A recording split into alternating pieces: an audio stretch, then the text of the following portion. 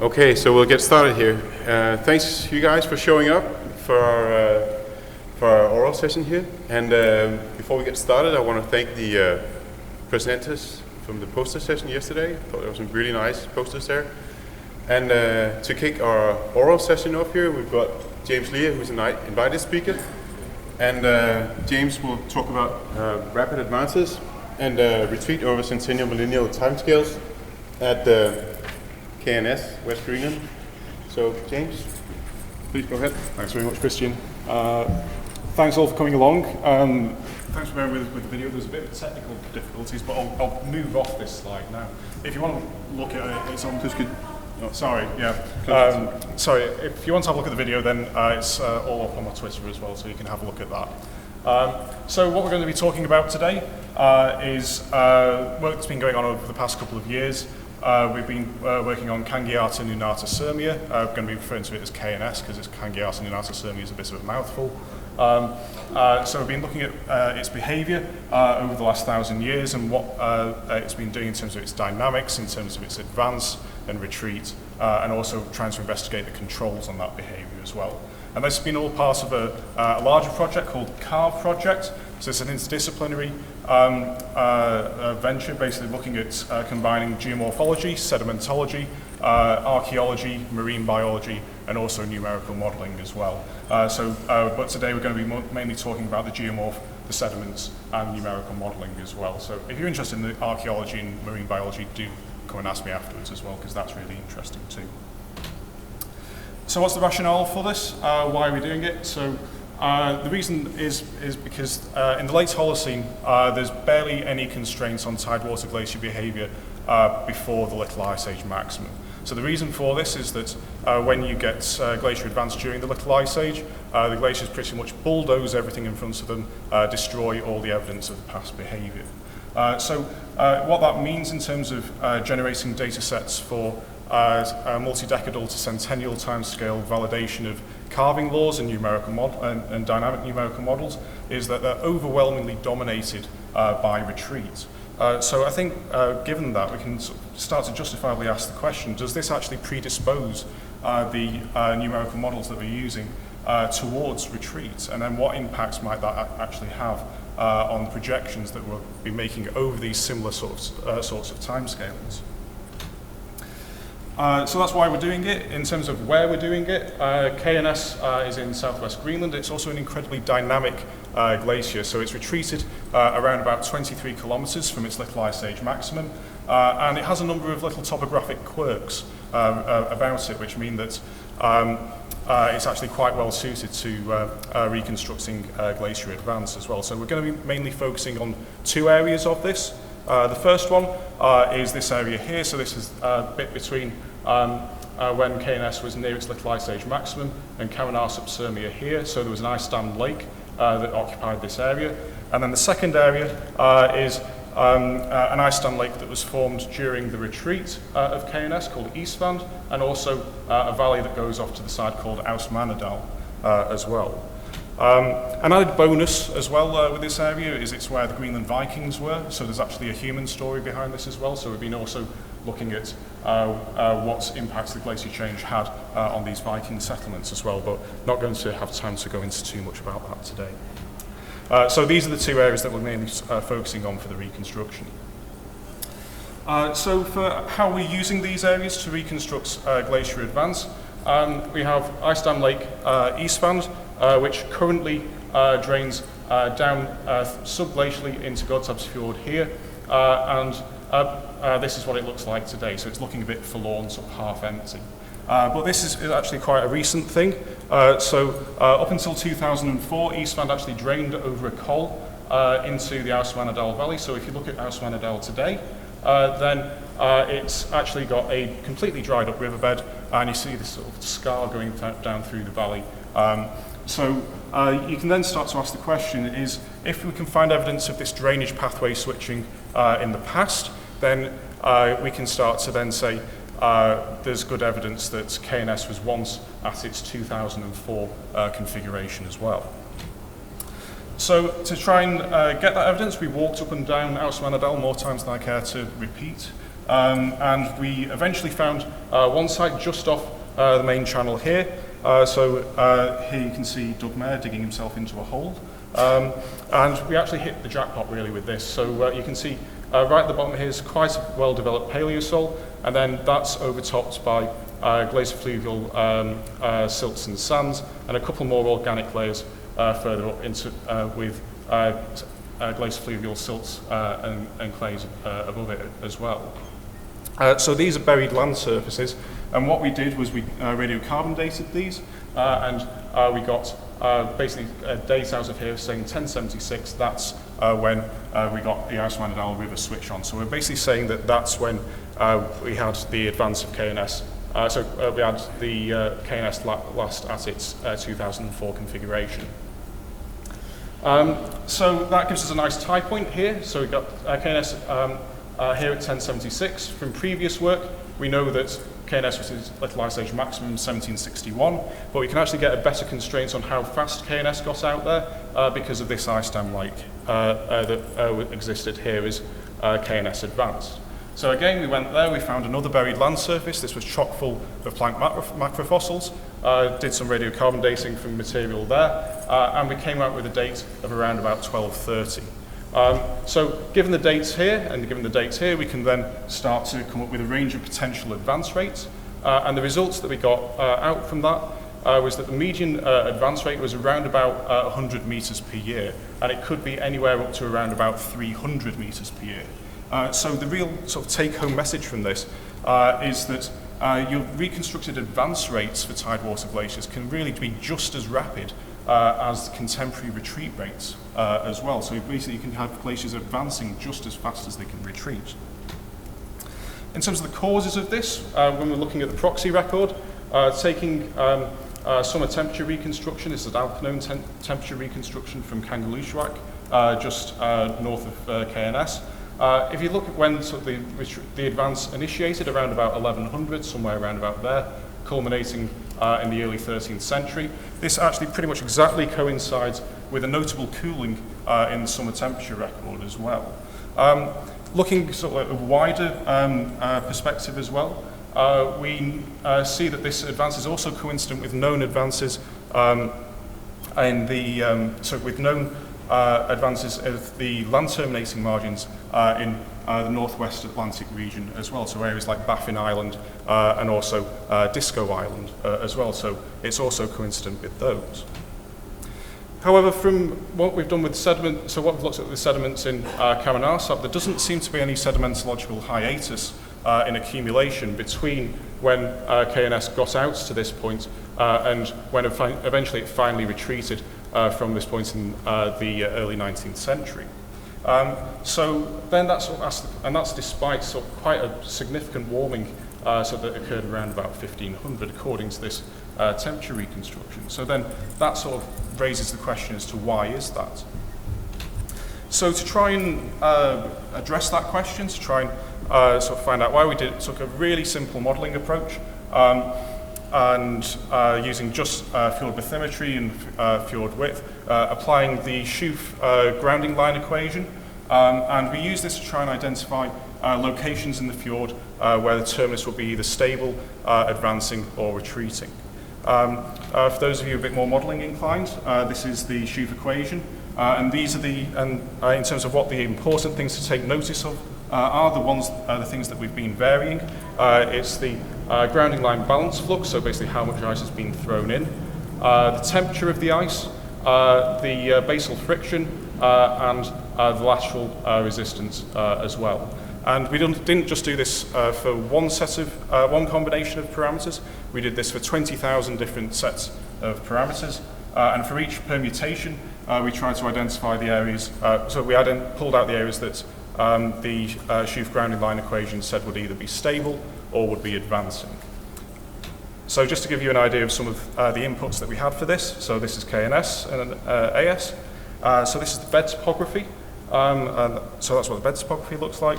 And then took out the 0 meter contour, and then we basically solved the Schoof equation for every single point 150 meters per 150 meters along this central flow line as well. So we solved the Skew equation, a Skew grounding line equation for that 20,000 times, and then we came up with a percentage of the permutations that actually predicted that the grounding line would either be stable or really advancing. So this sort of like rainbow snake thing here, if you've got more reds, then that is predicting that you've got much more likely topographically stable area, where if it's more bluey, then you can say that's less likely to have a stable location. So that's very nice, but then if we then overlay where we know the glacier was actually stabilized, we can see it matches up really nicely with Little Ice Age in 1761, the 1808 position, so this is where it didn't get back from until the 1800s at this location, 1920s maximum position here, the 1930s retreat sequence through here, and then finally from the late 1940s to the present day, so quite a stable position through there as well. So the implications of this, so basically what we can get from this is that some areas are much more, of the fjord are much more conducive to stability or advance than others, so we know that from retreat sequences as well, but then it also suggests that your advances of your tidal water glaciers are also highly unlikely to be linear in nature, so they're not going to be going forward at a uniform rate. Another nice sort of side thing with this is that the observations and sort of the analysis that we've done with the Skew grounding line equation is that it actually provides empirical validation for the grounding line equation over centennial timescale. So the fact that these red areas match up with known positions of the glacier terminus, the known stable locations, is really quite a nice validation. So just to sum up and a few implications, so what we've done is that we've investigated the long-term carving behavior of a really quite substantial Greenlandic tidewater glacier, and we've generated a reconstruction that encompasses both the advanced behavior and the retreat behavior right up to the present day over the last 1,000 years. Take-home messages from it is that the rates of advance that we're getting are of a similar magnitude to contemporary observed retreat rates from remote sensing imagery. So basically that's saying that you can get glacier advance just as fast as you can get glacier retreat. And also the timings that we're getting of this advance is consistent with independent climate proxy evidence, and it's also consistent with independent glaciological reconstructions in the area as well. Also from the analysis that we've done with the Skew grounding line equation, the results are entirely consistent with what's predicted from that, and also provides quite a nice real-world validation of it as well. And then lastly, just finishing off with a couple of implications points. So given that we've now generated this real-world data set, it's really sort of waiting to be used to validate coupled ice dynamic carving law models. So if anyone who is using models wants to try and reconstruct, try and replicate the behavior that we see there, do let me know, because we'd be really keen to share the data and really keen to actually sort of see if we can get something working with that. And lastly, so the reason that that should be a real incentive is that the models that are actually capable of producing the full range of behavior, so advance as well as retreat, will be much more robust for them projecting future behavior, future ice sheet behavior into the coming century and coming centuries rather. So with that, I'll leave it at that, other than to say that I have a poster on Thursday as well. So anyone who has suffered the pain of digitizing glacier fronts from satellite imagery, come and chat to me. Okay, thanks very much.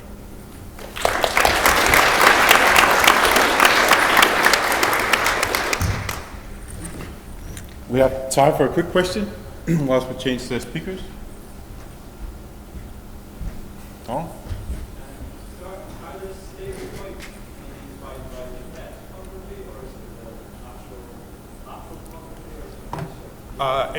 It's entirely a mixture. There's a quite nice demonstration of that as well. So, excuse me, Christian, can I just... So, if we look here on this slide, so just looking at the fjord widths and sort of the bathymetry, you can actually see that there's quite a topographic narrowing here. So, if you're just eyeballing the fjord and thinking where would it stabilise, then you maybe expect a stable position here. However, both in the geomorphological record and when we've been doing this analysis as well, it shows that it's actually not very stable at all. So it looks like it's very much a combination of the bathymetry and also the widths as well. Okay. All right, thanks very much. Sure. So next up is Ben Keisling. Go on, Ben. Ben will talk about modeling the last deglaciation of the Greenland ice sheet. Hi, thanks very much for the introduction. I want to say thank you to the conveners of the session for inviting me to give a talk about my work with my supervisor, Rob DeCanto, at the University of Massachusetts Amherst on modeling the last deglaciation of the Greenland ice sheet and specifically disentangling the roles of atmospheric and oceanic forcing on mass loss. I also want to acknowledge my co-authors, Christo Bruzert, Anders Carlson, and Galen Sinclair at Oregon State University, who've really been the impetus for this work. In 2016, Galen led a study compiling all of the existing carbon-14 and beryllium-10 data from around the periphery of Greenland. And in that paper, they showed that there was a sort of diachronous retreat of the ice sheet during the deglaciation. And by compiling these over 600 beryllium-10 observations from the periphery, they were able to show that retreat proceeded sort of from East Greenland to South Greenland and then up through West. And a question that emerged out of that study is what drove this asynchronous retreat, and was that different in different regions? And so the goal of the present work that I'll be presenting today is to explore the sensitivity of the deglaciation to these three separate factors: atmospheric forcing, oceanic forcing, and the model domain that we're applying in these simulations. Throughout the talk, I'm going to be showing you results of 4 different experiments we've run that have a sort of different setup and explaining how that affects the deglaciation. And so I just want to briefly walk through those. The first thing that we wanted to look at was the seasonality of the climate forcing. And so we have this var and fixed scenario, one where seasonality changes with time and another where seasonality is kept constant. I'll explain that in a little more detail later. We're comparing those with simulations where we actually recouple the ice sheet model with a regional climate model every 1,000 years throughout the deglaciation. And then lastly, a simulation with this fixed seasonality climate forcing, but where we've expanded the domain of the simulation to include the easternmost lobe of the Laurentide ice sheet, the Inuitian ice sheet. So the first part of this work that was led by Christo was developing a new climate forcing that we could use to force the ice sheet model, and that's what these results are based on. So I want to just run through how we did that. The first was to use delta 15N reconstructions. So this is a firn air proxy for past temperature from ice cores that Christo published in 2014, and we stitched those onto modern spatial patterns developed by Jason Box and published in 2 papers. And then we looked at the impact of using modern seasonality or seasonality from these trace 21K simulations of the deglaciation with CESM. On the left-hand side, I'm showing a figure that shows the mean annual temperature of these climate reconstructions over the summit of the ice sheet. And then below that, the effect that both including changes in seasonality and keeping seasonality fixed at modern values has on the evolution of the ice sheet through time. So here we have the volume of the ice sheet, and below that, just the mass balance. And you can see that the inclusion of this variable seasonality affects both the maximum volume of the ice sheet as well as its deglacial evolution. And this is something that we want to compare against those 10 beryllium reconstructions so we can understand what provides a better fit to the data. Just to better illustrate what I mean when I talk about changes in seasonality, because it's quite important, I'm showing here in blue the June, July, August mean temperatures for the variable seasonality simulation. And here the lower graph in blue is for December, January, February, so the winter and summer temperatures. In this variable seasonality simulation, what you see is that the winter temperatures are much colder when you go back towards the LGM. So here on the y-axis, we have a temperature anomaly from present day. Whereas when we keep seasonality fixed at present day values, that means that all of the seasons, when we go back in these simulations, follow the same temporal evolution. And we've known for a while that things like the last glacial maximum and the younger Dryas, those were more winter expressions of climate, but we haven't used these sort of seasonally resolved climate forcings to force ice sheet models over this time scale before. So the impact of using these 2 forcings on the deglaciation of the ice sheet is as follows. And you're going to see a couple of plots like this, so I just want to walk you through what you're looking at first. Here are 2 different experiments, a snapshot of the ice sheet configuration. All of the red dots indicate places where we have 10 beryllium data to test the ice sheet model against, and all of the gold stars are places where this simulation has matched the 10 beryllium exposure data within 1 sigma of its published age error. So these 10 beryllium ages give the timing that the ice sheet retreated over the landscape. On the left-hand side, I'm showing the simulation where we've used a variable seasonality in the climate forcing, and on the right-hand side, we've kept the seasonality fixed. And then this table tells you the proportion of boulder ages in each region where we've matched the data within 1 sigma and in parentheses within 2 sigma. And then I've just used colors to highlight which of these 2 simulations does a better job. And what stands out is when we use the variable climate forcing, we get a better match with the 10 beryllium data almost everywhere around Greenland except around the southwest coast. So we have these 3 regions around the southwest coast where the fixed seasonality forcing actually does better. And that indicates that the changes in seasonality we're applying might have been different in southwest Greenland. But now I want to expand and talk about how we've used other approaches for the climate forcing to get a sense for what the sensitivity of the ice sheet is to these atmospheric forcings in the past. And so here we're going to use a regional climate model that we couple to the ice sheet model every 1,000 years to provide an alternate sense of how climate might have evolved through time. The regional climate model, there's some information about it on the left-hand side, and I've plotted some validation against RACMO, which is a reanalysis product, to show that although the regional climate model we're using is not perfect in terms of simulating the modern day climatology, we do capture the sort of general features, cold over the main dome of the ice sheet as well as capturing this cold over the southern dome, and then in terms of precipitation, high precipitation along the southeast coast, and then generally higher precipitation rates along the west coast and a very arid northeast. So the general features of the climatology for the present day are there, and by going back in time using sea surface temperatures and sea ice from trace 21K, atmospheric gases, the changing orbital configurations of the Earth, as well as northern hemisphere ice reconstructions from ice 6G, we can predict how climate might have changed over time and compare that against how the ice core-based estimates do. Just to give a sense of what the differences look like spatially, I've plotted here the climate forcings for 3 different time periods, the Holocene thermal maximum, the Younger Dryas, and the Bulling-Alarod, and then the difference from modern day for the ice core reconstructions. So you can see that during the Bulling-Alarod, it's generally colder than present day, the Younger Dryas is quite cold, and the Holocene thermal maximum is warmer than present. And then I've plotted the regional climate model results for these same time slices. And you can see that while we also capture generally the colder periods during the last glacial maximum and warmer during the Holocene thermal maximum, there are spatial differences in terms of where we reconstruct the warmest and coldest parts. So the last experiment that we ran was actually modifying the domain that we were running the ice sheet model over to include the easternmost dome of the Laurentide ice sheet, which is called the Inuitian. So by extending the domain by 15 degrees longitude, we grow a much more extensive ice sheet, and the main difference here is the ice sheet becomes thicker due to this buttressing across Nares Strait. We advance further out onto the continental shelf, especially in West Greenland, and develop a thick ice shelf there. So what impact do these 2 scenarios have for the deglaciation and our ability to match the data? That's what we're going to look at next. Here I'm just showing a movie of the variable seasonality forcing, so you can see how the ice sheet evolves through time over the last 20,000 years, and then these 4 different scenarios where we have the ice sheet volume plotted as well as the rates of surface melt. And you can see that for these different configurations, the timing when surface melt begins as well as the amount of surface melt changes.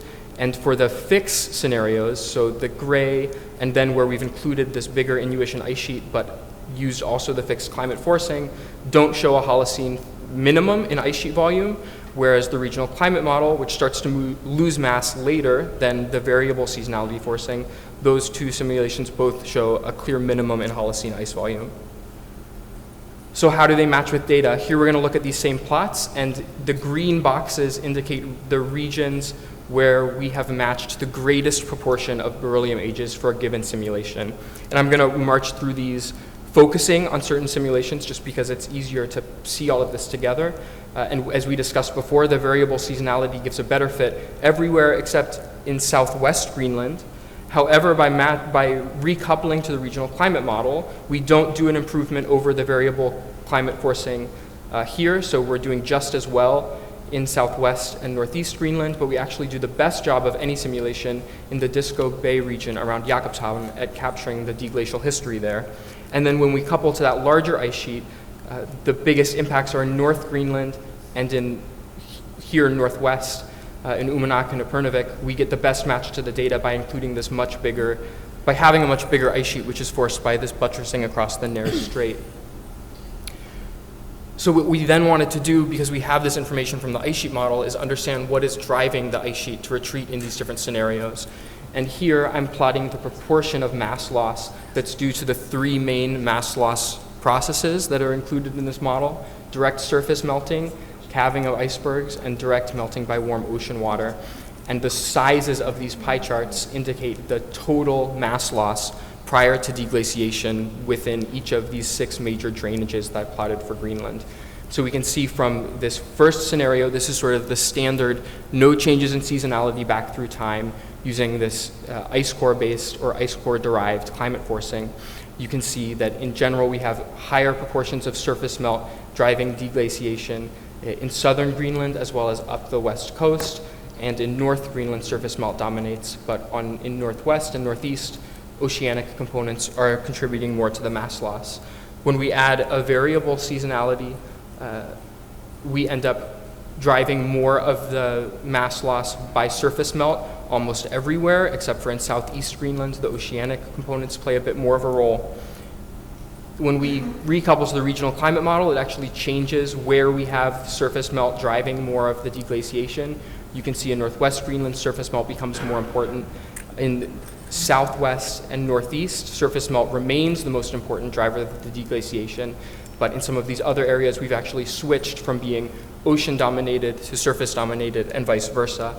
And then finally, by including a larger Inuitian ice sheet, all of the mass losses become bigger prior to deglaciation because there's more ice, and we also, in general, are getting more of the losses prior to deglaciation due to the oceanic mass loss components. But if we then sort of filter these data by the simulations that give us the best match to the beryllium ages in each of these regions, we can identify what we think is sort of the most likely scenario for mass loss prior to deglaciation around the ice sheet. And that would tell us that surface melt dominated the deglaciation in North Greenland and in southwest, whereas ocean melt dominated in the other 4 drainages that we have today. And so this is my summary. I've colored these regions based on which mass loss component drives most of the mass loss prior to deglaciation for the experiment that provides the best match to the beryllium ages. And then I've colored this map based on which of these 4 experiments gives the best match to the beryllium data in that region, and provided some summary and conclusions for each of the experiments there. There are still some regions where the model resolution, which is 10 kilometers, is still too coarse to capture the outlet fjords, and that's one of the problems that we're working on now. But what we have been able to do is map out the sensitivity of the mass balance of the ice sheet during the deglaciation to these different components in a way that is most consistent with the 10 beryllium data. So I will take questions and say thanks very much for now and leave this up.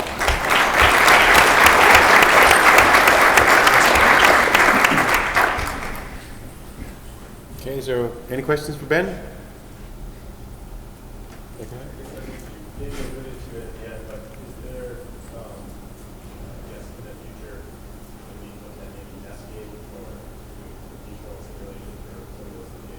Yeah, exactly. So in the future, nesting is exactly what we're looking into, and the sort of data that James just presented where we have resolved on a fjord scale how some of these glaciers are changing with time will be really useful targets for us as we try to constrain the model at high resolution. It's more unruly, but that's what we would like to do.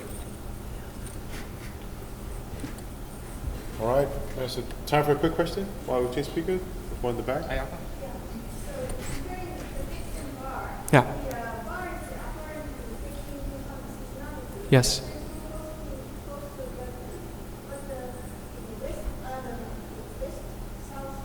Yeah. Yes.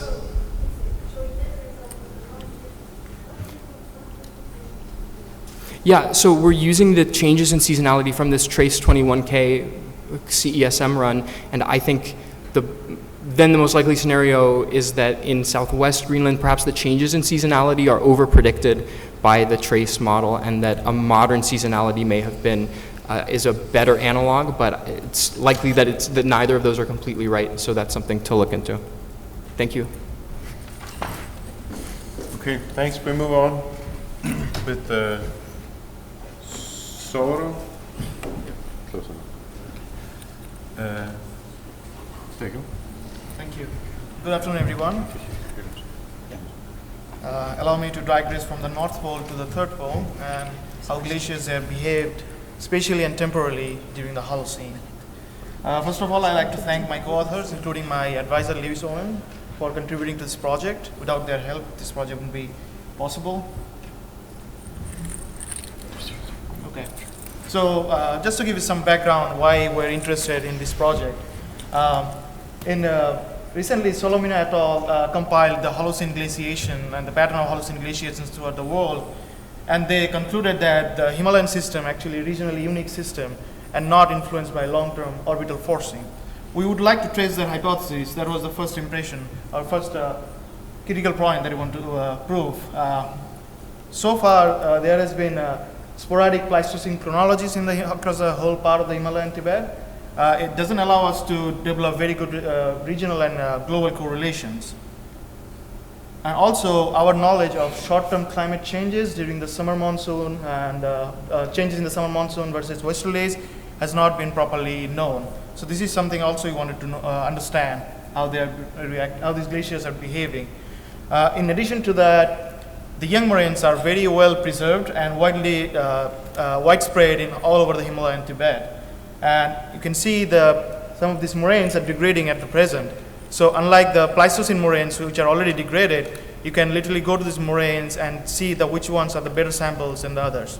And also they tells a lot about the processes of moraine evolution in these areas, which likely, because of our sampling strategies, we believe that we'll be able to address some of the millennial and submillennial scale changes that has been preserved in glacial records. Also, the timing of little ice age is still debated in terms of glacial records, so that's one of the things that we also want to address. Due to poor understanding how these glaciers behave during the Holocene, it leads to a lot of controversies recently. And the infamous IPCC report in 2007 was one of the examples. In return, RANUP stated that many of these Himalayan glaciers actually responding to some climate event that happened 6,000 to 15,000 years ago. Such a long response time is really unlikely. Add to that, our knowledge of how these glaciers behave across the Himalaya and Tibet are good for the last century or so based on satellite image and topographical maps, but we don't know how they behave throughout the Holocene. So we want to test the hypothesis that we got from Solomina et al. That high-frequency Holocene glacial advances in the Himalayan Tibetan origin are not regionally unique phenomena and influenced by long-term orbital forcing. Excuse me. And we're trying to test this hypothesis by looking at some of the valley that I'm working on. The approach is we're looking at some of the valley that I'm working on in detail. Then having this data, we're exploring other areas of the Himalayan Tibet. And then we're comparing that glacial data set with the glacial data set that's already been published all over the world, and also correlating with the hydroclimatic proxy records that has been available in different parts of the world. And we're looking at the change of ITCZ because in many papers it has been mentioned that ITCZ actually follows this orbital trend. So trying to look at the ITCZ positions and how glaciers behaved or whether they behave at all. In idealistic scenario, you would like to have something like that, a valley glaciers with well-preserved moraine. But in reality, the picture is really messy. It could become more complicated when you get numerical ages that doesn't fit even in some adjacent valleys. For example, here 700 years glacial advance is not recorded in the adjacent valley. Two possibilities. One, that this is just a climate noise and that doesn't capture glacial advance, that's why it's not present. Another is that there are erosion in this valley, so the moraines are not well preserved. we're going with the second argument. So our first assumption is that presence or absence of a moraine in a valley is due to preservation. And the second assumption is that if we compile a sufficient amount of these local glacial advances across a similar climatic regime, we might be able to figure out a regional glacial advances, sort of better picture regionally speaking. For this study, we compiled beryllium-10 data from moraines in different areas. So 61 published published valleys has been studied, and we recalculated more than 400 ages from these moraines.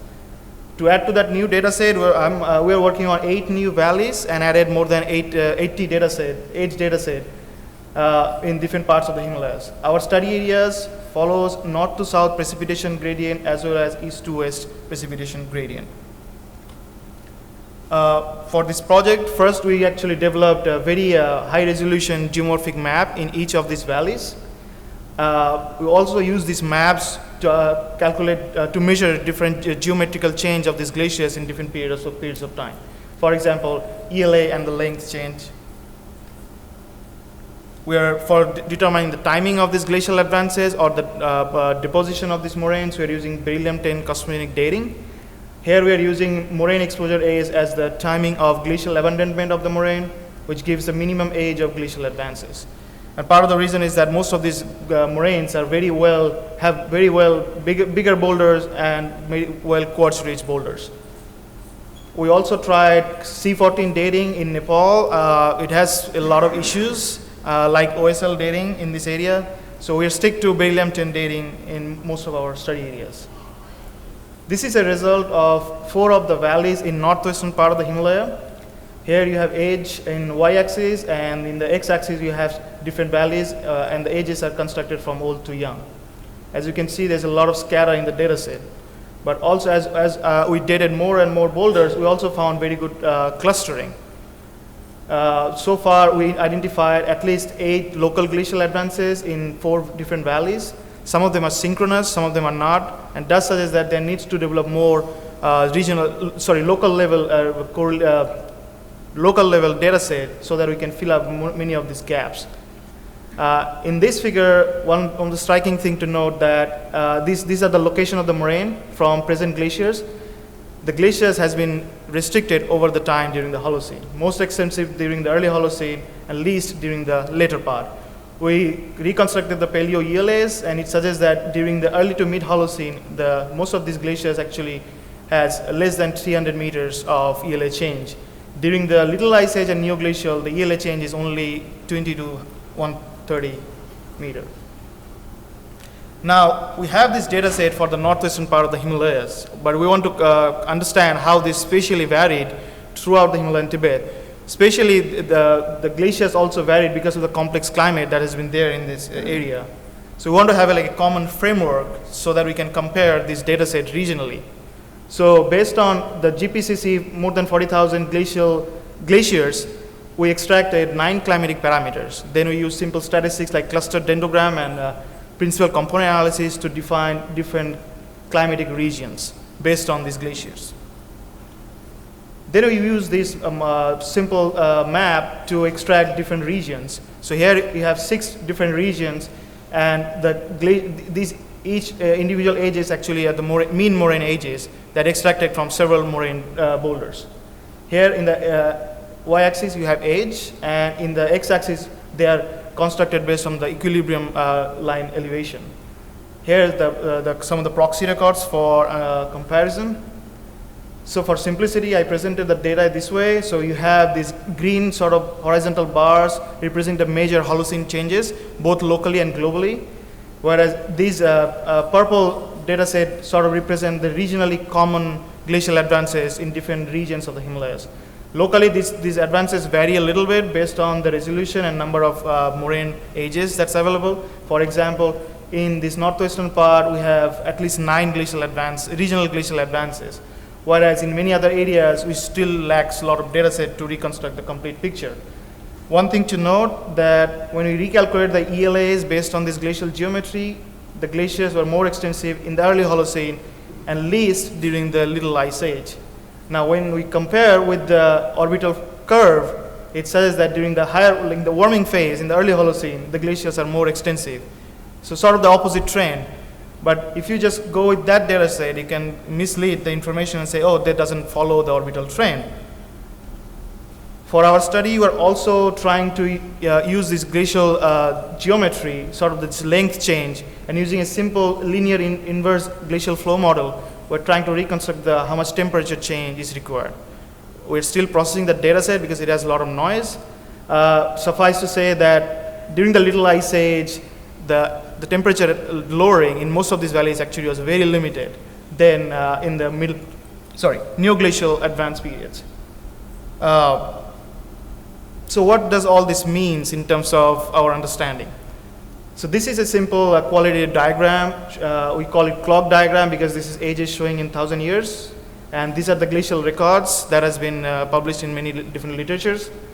Here the blue represent the extensive, relatively extensive glacial advances, and the brown represent the relatively restricted advances.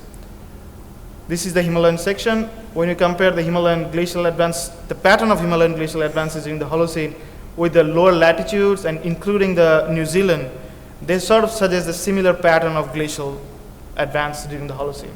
But they're completely opposite in the northern hemisphere extratropics. When you compare with the hydroclimatic proxies, they suggest that during the early Holocene, the ITCZ moved further north. And that strengthened a lot of monsoon and the tropical rain belt. So we believe that that leads to a lot of moisture in this area. Whereas in the later part of the Holocene, when Atlantic cooling happened, ITCZ moved further north. So this Atlantic cooling was teleconnected via mid-latitude westerlies and leads to small glacial advances, but not like the one that we experience in the northern hemisphere. So it sort of suggests that the feedback mechanism is different, but they are influenced by this long-term orbital forcing. To conclude, at least 7 regional Holocene glacial advances are observed in many areas of this Himalayan Tibet. Extensive during the early Holocene, least extensive during the Little Ice Age, and influenced by this long-term orbital forcing, amplified by this shifting ITCZ and ocean atmospheric system. With that, I'll take any questions. Thank you.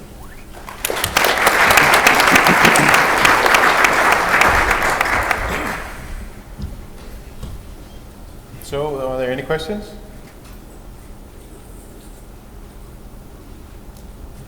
I have a question. Do you have problems with inheritance in your boulders? Yes. Let me show you one more figure. Yeah. So this one. So this is Skewness and chi-square.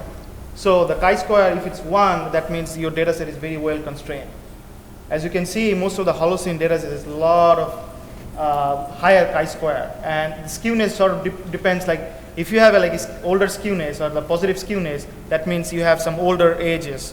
So that means most of the data set is located in this area, sort of 68%, suggesting there's a lot of inheritance problem in many of these boulders. However, the field observations suggest that if you collect more and more data set, at least the study areas that I'm working, you actually see a better clusters, but at the same time, a lot of very few but outliers. To understand these outliers is a big problem. There are some models that's available to take care of it, but I think that's my personal belief is that maybe you can use multiple nuclides to understand what exactly going with these inherited boulders. All right. Well, thanks very much. So next up is Ilkka. Just pull it up here.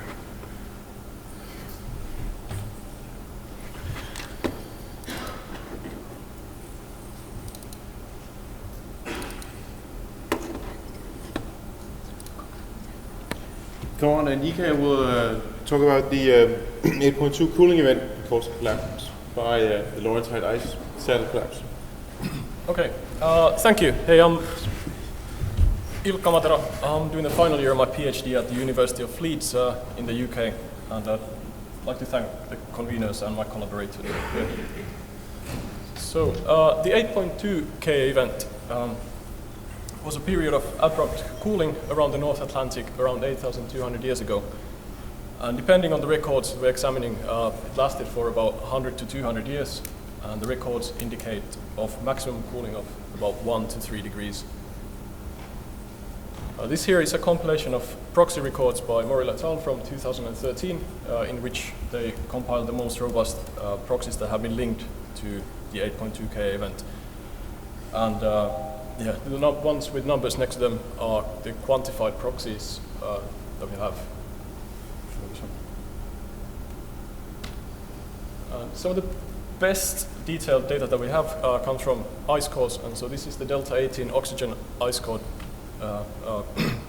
isotope data from the GISP2 ice core from central Greenland, and the Holocene is noted with the arrow, and the 8.2K event is shaded in gray.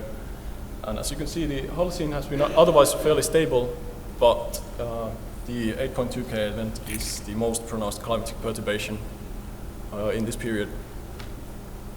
And then if we take a closer look at this 8.2K event from all 4 of these ice cores listed in the top right, we see a very similar picture in all of them. It's a deviation in the temperatures that lasts for about 160 years, and this is where the often cited duration for the event comes from. And the drop in the del 18O in here corresponds to a temperature decrease of about 3.3 degrees Celsius. This event was thought to have been caused by a large proglacial lake flood. So this here is North America around 9,000 and 8,000 years ago.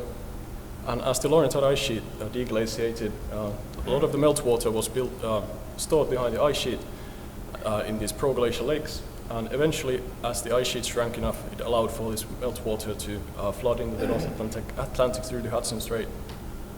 And as the freshwater entered the North Atlantic, it would have gotten entrained into the surface circulation and eventually reach the North Atlantic deepwater formation sites, and thus resulting in the forming deepwater being less dense, which would have slowed down the mainly density-driven AMOC, or the Atlantic meridional overturning circulation.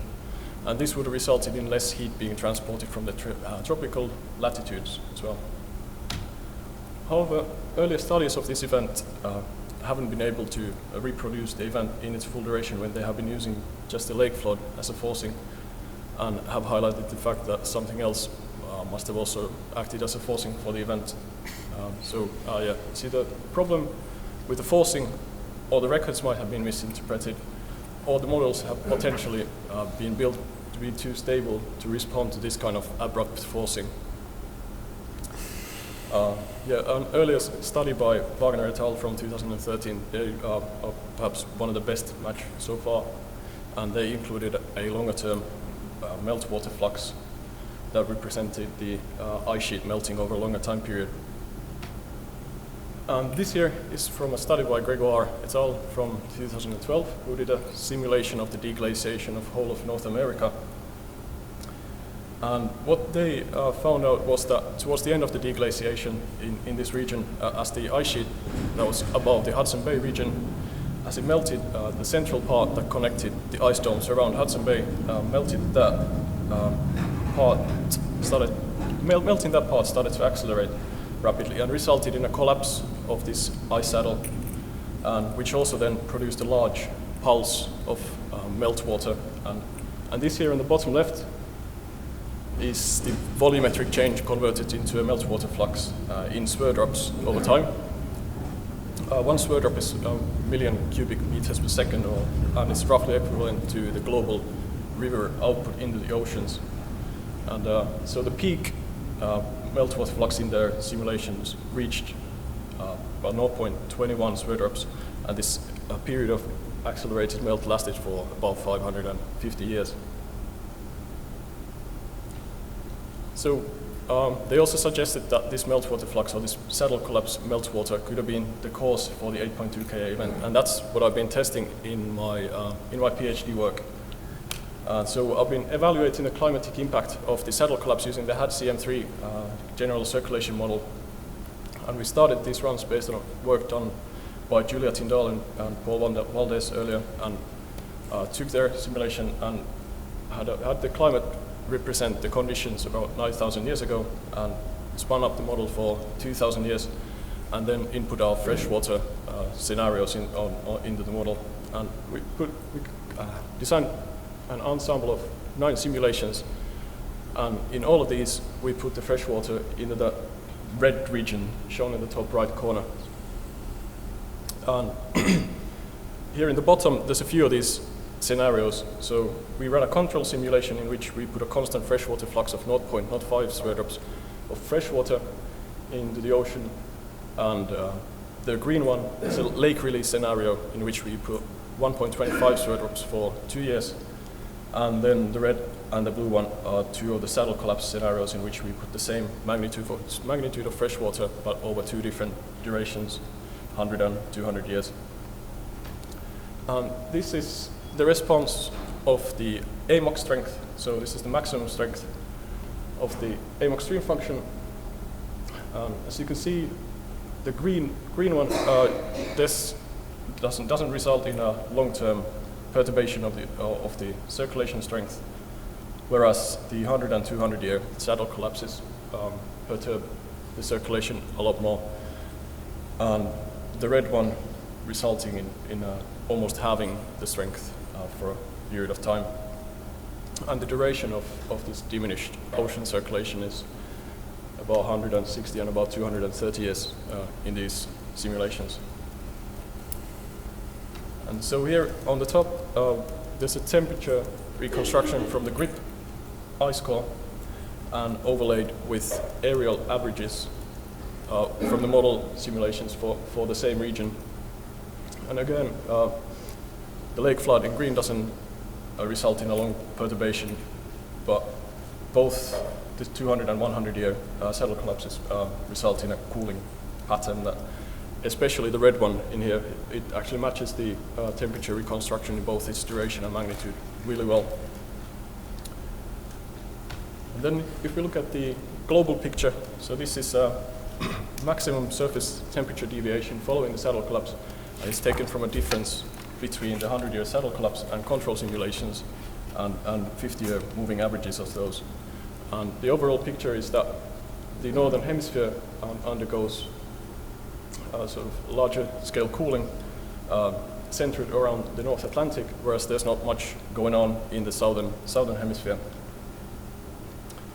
So overall, I forgot to mention, the circles represent those quantified proxies, and they are colored according to the temperature signal at these locations.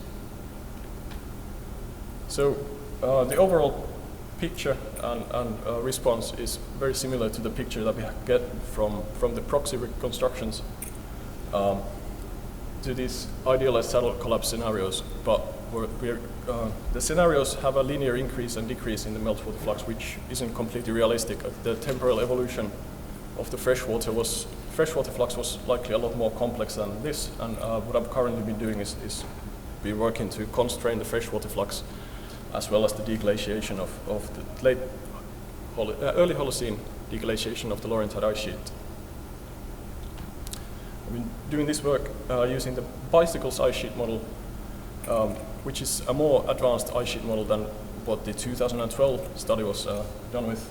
Some of the main advances is that bicycles includes marine interactions such as grounding line retreat, has higher order physics, so the internal stresses also define the ice flow. And it also has this adaptive mesh, which allows the model to refine its resolution at more dynamical regions and simulate the more quiescent regions in coarser resolution. And this is saves a lot of, this is really good for the computational cost and allows for doing large continental scale ice sheet simulations at high resolution.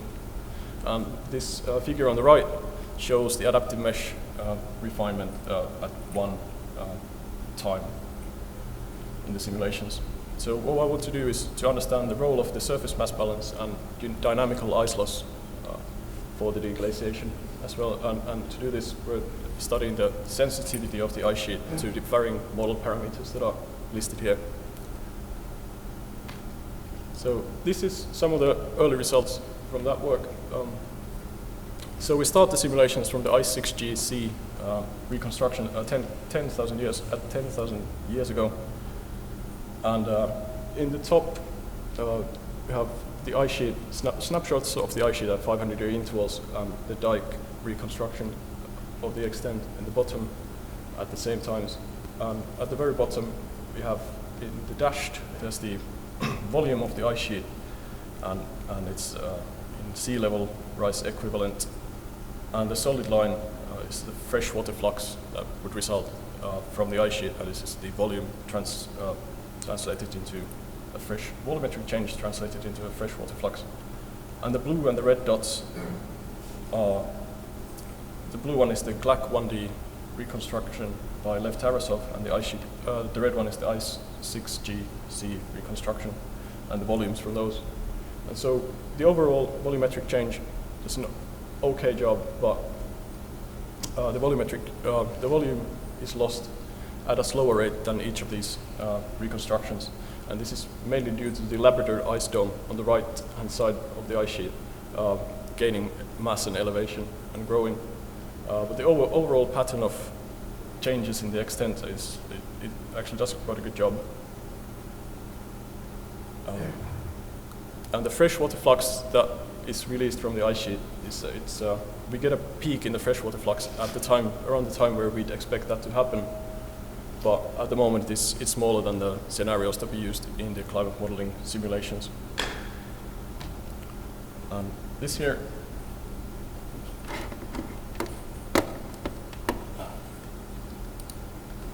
shows the modeled basal velocities for the ice sheet over the deglaciation simulation. So the red areas are areas where the magnitudes are at or in excess of 2,000 meters per year, and the white areas are more quiescent. And that's on the top right, there's where these ice streams have been. There are indications of ice streams having been active at different times around 10,000 years ago, and so we get the highest velocities in the ice sheet in the right locations, and this is promising for in fact that we're doing quite the right thing. Right. So to conclude, the simulated meltwater pulse agrees with the geological records to a good degree. The acceleration of Laurentide ice, we argue that the acceleration of Laurentide ice sheet melt was the likely primary cause of the 8.2 Ka event. And yeah, these were published earlier this year in EPSL, and if you want to have a look, that's the paper on the top right. And also for the ice sheet simulations, the evolution of the extent and the volume show similar patterns of change as the reconstructions. The current setup results in a meltwater pulse at the right time, but the magnitude is too small and the duration is at the moment too long. Thank you.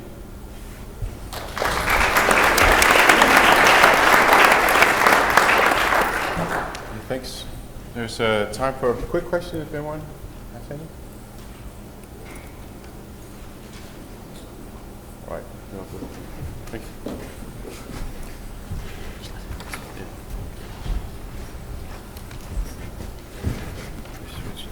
Okay.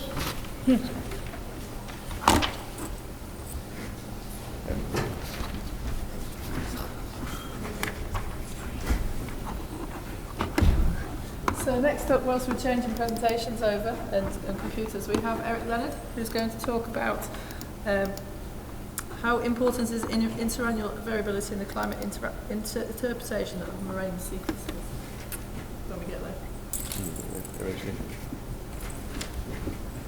Okay, thanks very much. Okay, thank you. This afternoon I'd like to discuss the implications of interannual climate variability for paleoclimatic interpretations of glacial moraine sequences. Moraines provided some of the earliest evidence for climate change, and since then they've been used in many, many studies attempting to quantify paleoclimate. Let's see. In 2014, Anderson, Rowe, and Anderson pointed out that because glaciers respond to both interannual variability and long-term climate forcing, the moraine record is going to reflect both of those and not be a simple record of long-term climate variation.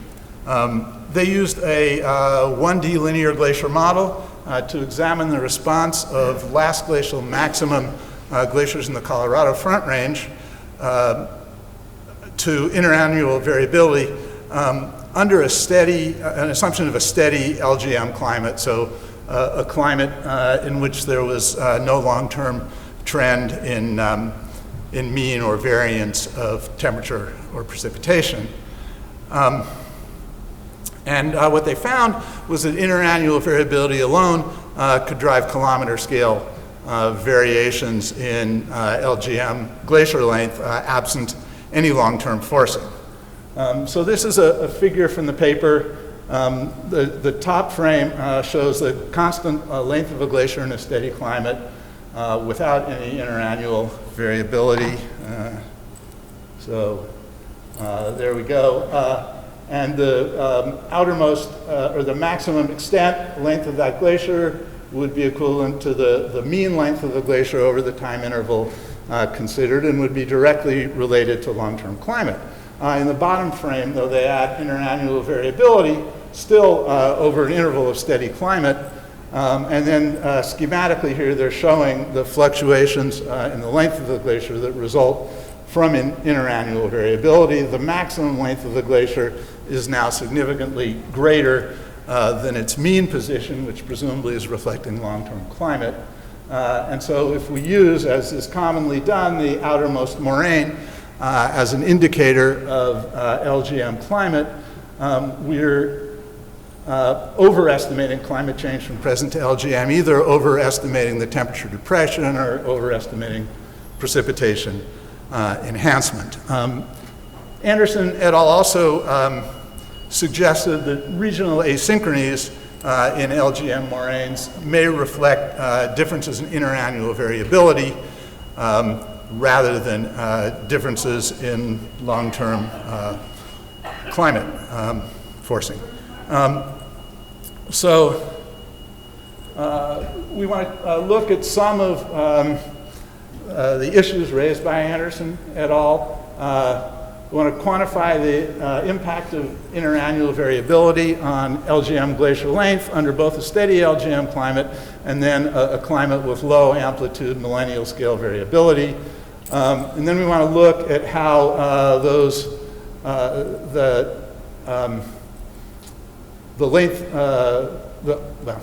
we'll look at the magnitude of overestimation of long-term climate changes that could come from interannual variability. And then finally, briefly, look at the role of interannual variability in producing moraine chronologies that are not representative of long-term climate forcing and or are asynchronous glacier to glacier. Our methods differ slightly, differ in several ways slightly, but from Anderson et al. Most importantly, we use a newer three-stage linear glacier model developed by Rowe and Baker in 2014 rather than the earlier one-stage model that Anderson et al. Used.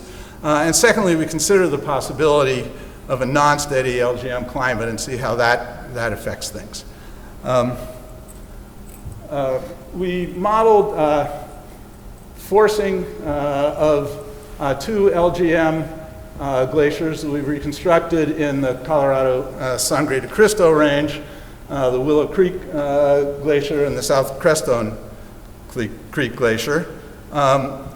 In each of our simulations, basically we try to determine what we call length anomaly, which is just the difference between the long-term climate forced length of the glacier and the length of the glacier forced by both long-term climate and interannual variability.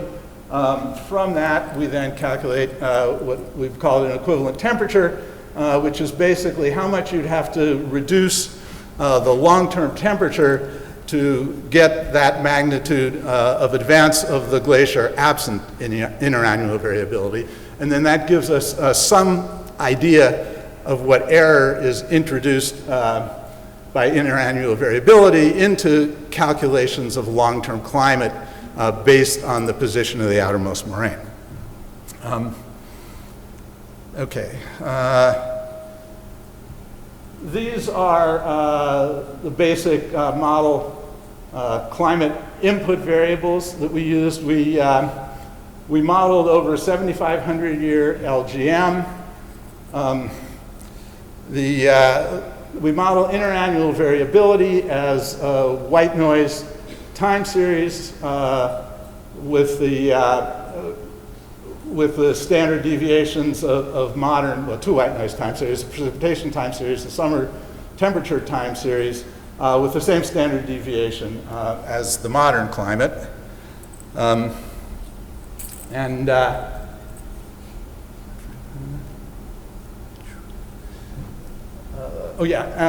simulate millennial scale forcing within the LGM and assess its effects, we run both a steady climate model and then models with two different amplitudes of sinusoidal variations in summer temperature and annual precipitation. And we ran 10,000 model runs using the best values of all these variables, and then we did a 10,000 run Monte Carlo analysis using the full range of those variables. And I should say, with regard to this cyclic forcing, at the bottom, obviously, the period and the general form, the sinusoidal form, and the amplitudes we've chosen are somewhat arbitrary, but they're probably reasonable, and they're probably going to give us reasonable results in terms of how we can expect millennial scale forcing to affect the analysis.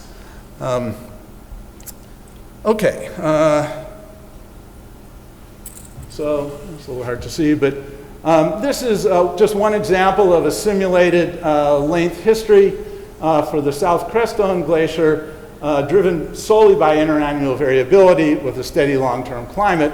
We get a length anomaly of 527 meters, which then is equivalent to a 0.29 degree long-term temperature depression to accomplish 527 degrees greater extension of the glacier. If we then take the same interannual forcing but add on the weaker of the two millennial scale cyclic climate forcings that we introduced, I can't see this very clearly, but the blue lines in there are the same identical interannual forcing to what we had before. The red line then is the forcing by millennial scale variation, and the green line, which I can't really see, is the total force length. If we consider only long-term or millennial scale forcing, that would be the maximum extent of the glacier. The outermost moraine would be deposited there, but with interannual forcing, that value increases. I don't know whether I have it in my notes, and I can't see it from here. 232 meters, I think it is. So we get an equivalent temperature of about 0.13 degrees, which again would represent the overestimation of temperature depression if we worked with the outermost moraine at that point. So this is a summary of all of our length model results from all the simulations of both glaciers. The open circles are the means of runs with best input parameters. The closed circles and error bars are the mean and 2 sigma uncertainty of the Monte Carlo runs. What you can see is that in terms of length forcing by interannual variability under steady climate assumption, interannual variability will produce length anomalies from somewhere in the 500 meter range to something close to a kilometer. As soon as we add any millennial scale forcing, that reduces to about 100 to maybe 350 meters. When we recalculate that in terms of equivalent temperature, which gives us some idea of overestimation of paleotemperature that outermost moraines will give us, we can see that In a steady climate model, it's only about 0.3 of a degree of overestimation. And as soon as we start adding millennial scale variability, it's only about 0.1 of a degree. What that suggests is that interannual variability, although it can cause significant late fluctuations, does not produce much error at all in terms of quantitative paleoclimate. Okay, just looking very quickly at the issue of asynchrony and moraine preservation. These are the length histories of the two glaciers, again with the weak millennial scale forcing. Those are preserved moraines. We have preserved the same moraine sequence at the two glaciers. And this is, of course, just one example of adding interannual forcing, exactly the same forcing to the two glaciers, but they respond a little bit differently. We get slightly different moraine sequences. And in both cases, the outermost LGM moraine was actually deposited in a different time interval from when it would have been deposited by millennial scale forcing alone. In 24% of model runs with the weak forcing, we get different sequences on the two adjacent glaciers. And in 29%, the maximum stands of the glaciers don't occur when they would be predicted to by millennial scale longer term forcing. Obviously, the susceptibility to this sort of asynchrony is in good part a function of the pattern and amplitude of the millennial scale forcing, but these model results do suggest that interannual forcing can be a driver of asynchrony of the moraine record. Okay, so just summing up, interannual climate variability may result in kilometer scale variations in glacial length that don't reflect long-term climate forcing, but that doesn't really introduce much error into estimates of paleoclimate from the LGM record. Probably less than half a degree in a steady climate assumption, is significantly less than that if there are millennial scale variations going on during the LGM. However, interannual variability forcing may cause differences in the sequence of moraines that might cause problems in establishment of detailed chronologies of the LGM. So,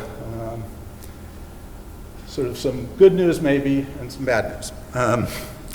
Anyway, whoops, didn't move. Oh, that's because I'm hitting the PC one. Thank you very much.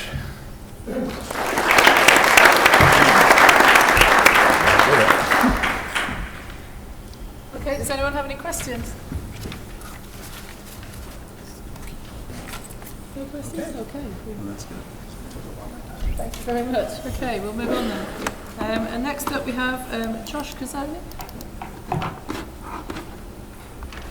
And Josh is going to talk about modelling the sensitivity of the Greenland ice sheet over last deglaciation using improved climate reconstructions of temperature and precipitation in the ice sheet system model.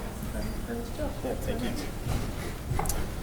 All right, so what I'm going to discuss really briefly is the start of some work that we're doing with ISSM, the ice sheet system model at the University of California, Irvine, and NASA's Jet Propulsion Laboratory. And really the overall goal of this is, if you saw Benjamin's talk earlier, is along the similar lines, but we'd really like to understand how these reconstructions of past climate influence the overall simulated behavior of the deglaciation of the ice sheet and how it affects ice sheet spin-ups. And so really the motivation for this work is 2 points. The first is that paleoclimate spin-ups over long time periods really provide an important constraint for present day and future ice sheet modeling. And really that just goes along with the fact that the present day ice sheet is a reflection of the past, and particularly the thermal history. And so this is a spin-up that we've done with ISSM over the last glacial cycle. You can see modeling really trying to take into account the past thermal history. But one thing that happens is when you get towards the present day, so the last portion of the deglaciation, there's a lot of corrections that need to be done to the ice sheet model in order to match the present day ice sheet. And so one question we have is, do improved climate reconstructions help to alleviate some of that mismatch that we see. And the second that Benjamin showed earlier very nicely is that we have this wealth of paleoclimate data that's coming out that gives us a sense of how the ice sheet varied in the past, its margin history. And so as ice sheet modelers, we have a unique opportunity to really incorporate that data, not only to better understand how our models work, but also better understand the sensitivity of the ice sheet to the past. And so for this talk, really, our simulations are just getting going. And so what I'll do is step you through some of the model improvements that we've done to ISSM to bring it into the paleo world, and then talk about some of the temperature reconstructions that we're using. So we're using ISSM. It's a three-dimensional thermomechanical ice sheet model, and it relies on anisotropic mesh, where we can adapt it to areas for the present day where there's high surface velocities. So we can get down. This is an example showing 3 kilometers in areas of present day fast flow, 20 kilometers over the interior where there's slow flow. We can do this, adapt the mesh based upon large gradients in the bed or surface topography. And for our simulations, we're going to be extending out pretty much to the present day coastlines. The bed topography we're using is the latest from the bed machine. Some nice work that Matthew Morlingham just published recently. And then in terms of our sliding, the basal friction is based upon inversions of present day surface velocities, and we scale that through time depending on how the basal temperature changes in our paleoclimate simulations. And then to model the melt, we use a positive degree day method. And so over the past year, the biggest work that's been gone into ISSM in terms of paleoclimate simulations has been the implementation of these higher order finite elements.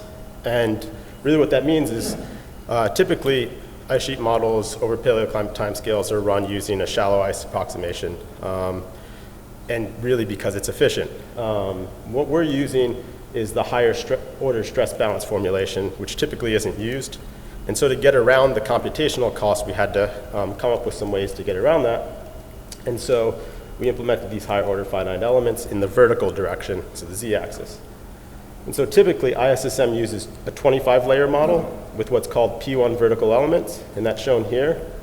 And so on your layers, you compute temperature and other things at the nodes, and the interpolation between layers is linear. And so if we look at a temperature profile down through the ice, towards the bed, that's really the gradient we want to capture because the thermal profile is really important.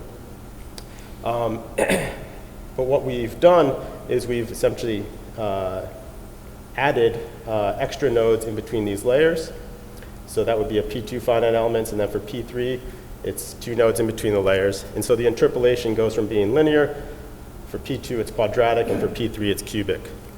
And so in transient tests that we've done, what we found is that if you just take, say, for this example, 4 layers in the ice sheet, 1, 2, 3, and 4, the linear does not capture the gradient in temperature towards the base. But using 4 layers with the quadratic and cubic interpolation, we're able to capture that thermal gradient much better. And so essentially all this gets to is that we're able to run our model using 5 vertical layers using the quadratic interpolation, and it's 57 times faster than the traditional linear interpolation. And so this allows us to run over long paleoclimate timescales rather efficiently. We're not going to be able to do sensitivity studies, parameter space studies, but we can at least get a few simulations going without much computational expense. So I just want to step through kind of some of these reconstructions. Benjamin alluded to them earlier.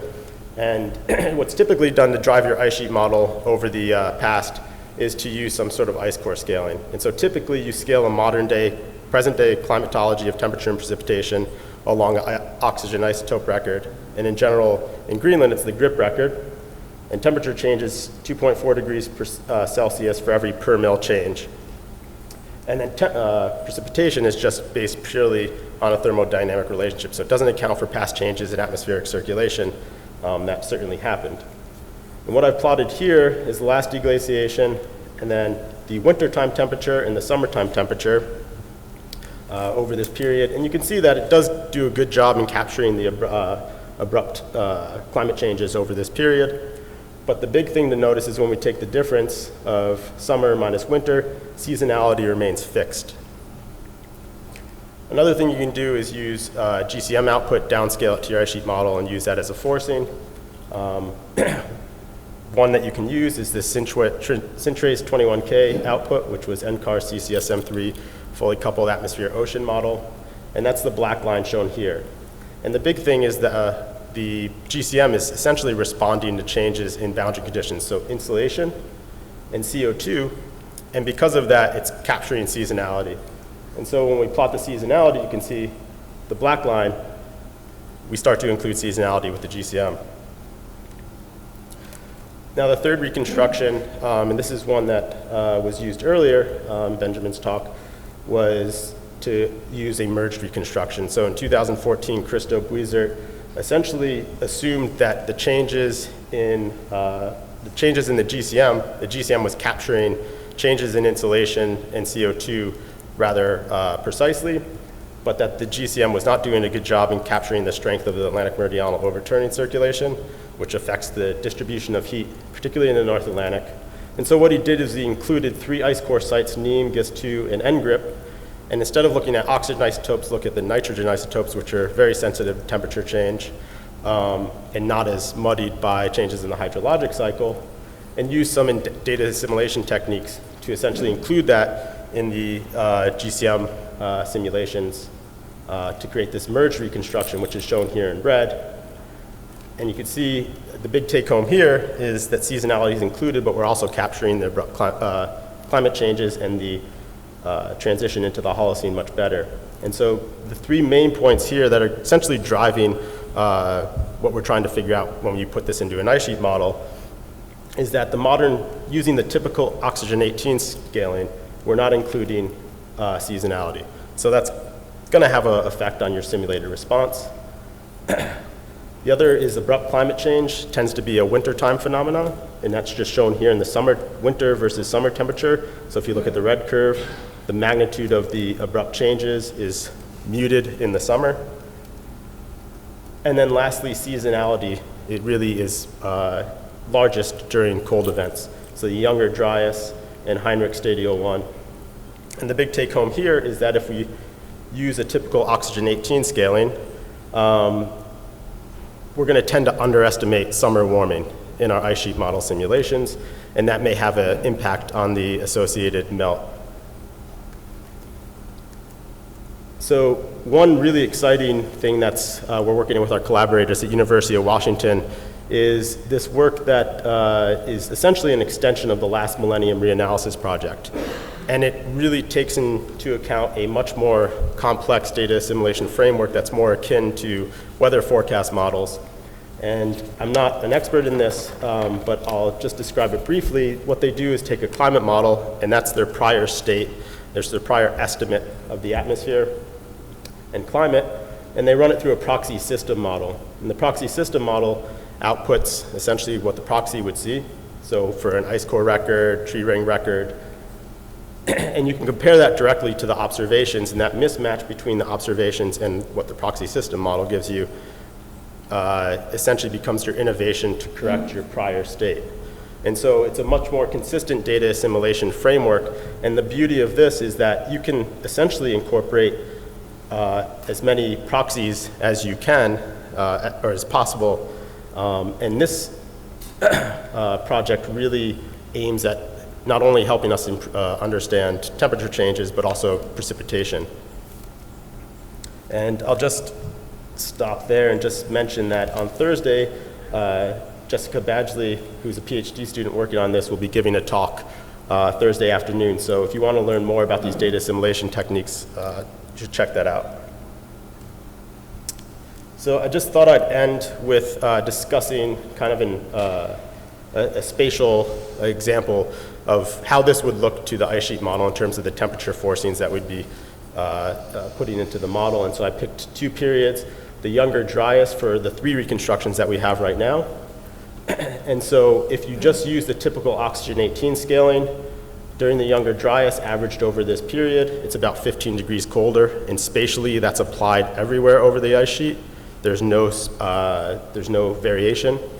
If we use the climate model, the GCM output, it's about 3 degrees colder during this period. And then using Christo Guizert's merged reconstruction, it's about 5.5 degrees colder, but you can see, because we're incorporating information from the GCM, there's a spatial variability.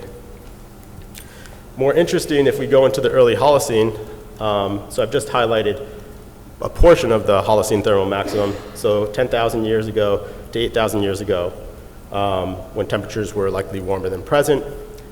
If we use just the typical oxygen 18 scaling, it's essentially modern. The same goes for just using the GCM, and these are summertime anomalies. I'm sorry, I didn't mention that. Anomalies from present-day summer temperature. But using the merged reconstruction, average for that 2,000-year period, it's about 1.5 degrees warmer. And so the question here is, when we put this through the ice sheet model, how do these affect the overall simulated melt and then the dynamics of the ice sheet? Because these are also affecting the thermal history of the ice as well.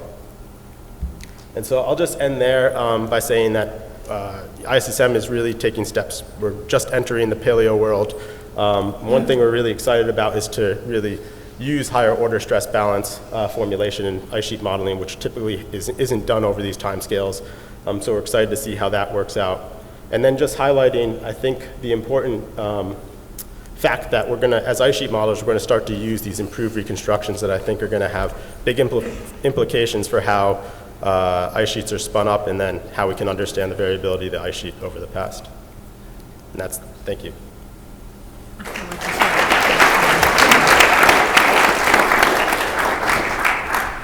Thank you very much, Josh. Has anyone got any questions? Cool, thanks.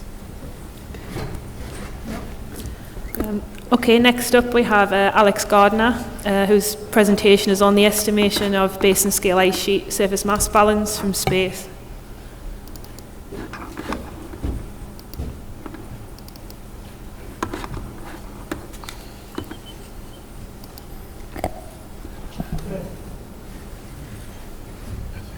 Okay, we're queued up here. Advance. Okay. The title is Estimation of Basin Scale Ice Sheet Surface Mass Balance from Space. It's very ambitious, and I'd like to chalk both the title and the abstract courtesy of painkillers after I broke my wrist, because I came nowhere close to doing what I had proposed to do, but I'll still have a presentation for you regardless. Okay, so surface mass balance is incredibly important. It plays a role in future sea level rise. You can see it in the reconstructions. And one of the things we tend to do, especially in the glaciology community, is we take the model output and we treat it as truth, and we generally give it too much weight than it deserves. And part of the reason is because it's incredibly difficult. You need large models to run this, to do these types of simulations, and there's not a lot of groups that do it.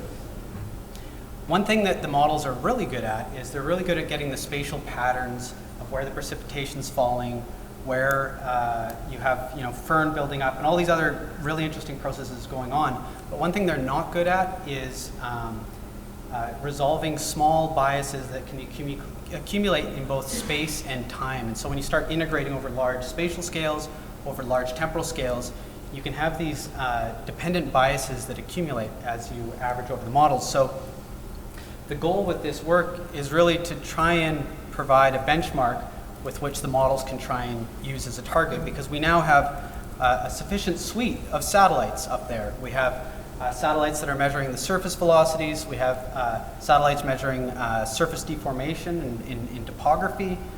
We have the GRACE missions, so measuring changes in gravity. So we have the net changes. We got all these GPS networks. We have an infinite amount of data now. We've entered a data-rich world. And so now we can start to invert for the SMB. So why don't we solve for everything except the SMB, because there is no instrument that can measure the surface mass budget directly. So this is what we would need in order to do that. If we just look at the mass transport of the ice sheets, we have the surface mass budget as an input into the system. We have a flow of solid ice out of the system, leaving the control volume there. We have basal runoff, which is relatively small, but you have liquid water leaving the bottom of the ice sheet, which is due to the ice being at the pressure melting point, and also due to deformation of the ice.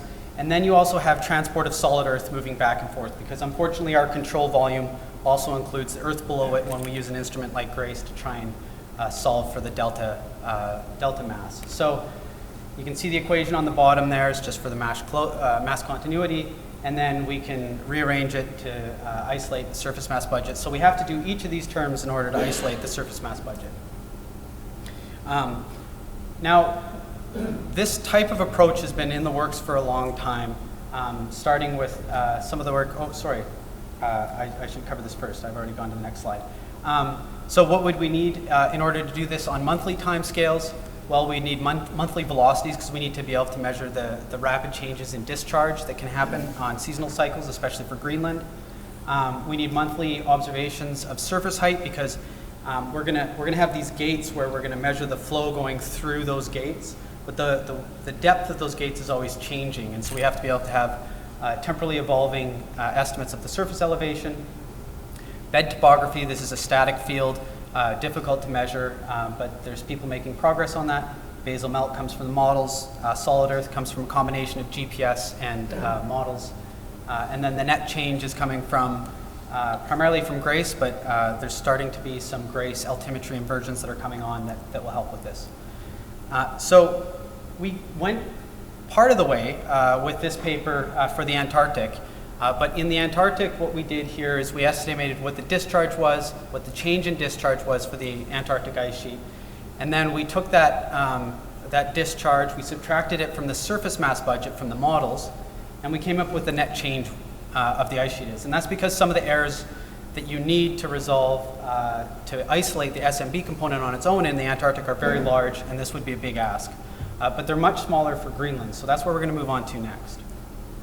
So the goal here is monthly estimates of discharge from which we can use to isolate the surface mass budget. So there's been previous efforts looking at similar things, but nobody has actually gone to try and resolve the SMB as the residual. Most of the work is just focused on either using an in-out or mass budget approach, where you take modeled SMB and then you subtract out the discharge to figure out the net change. And then there's lots of these plots where people then plot that field against what's been measured with GRACE. And that's proved hugely fruitful, but I think we can now advance beyond that and actually start looking at the surface mass budget in isolation. So surface velocities, that's something I spend a lot of my time doing. It's, I get to put on my nerd hat and it's a lot of fun. So I've developed this software called AutoRift. And I'm extracting velocities from optical and now radar imagery. But in this presentation, we're just focusing on the Landsat Collection 1 record, starting from Landsat 4 forward. So 1985 and moving forward. So there's some novelties in the processing. We've been able to work with the older Landsat imagery because we're applying some FFT filtering to it. It's got variable search radius, downstream search, those by using computational efficiency. Progressive search template has actually been very helpful for resolving very small signals in difficult places to retrieve, and then some other things. But what does that look like? Well, this is what it looks like just from the Landsat record itself. So in the top two, we have a summary velocity from the Landsat record, and then on the right-hand side, we have the radar mapping from Ian Yawkin. And if you look at the bottom record, you can see we have, since the launch of Landsat 8, we have a very dense record of velocities now. On annual timescales, we can create these mosaics, and they have very high fidelity.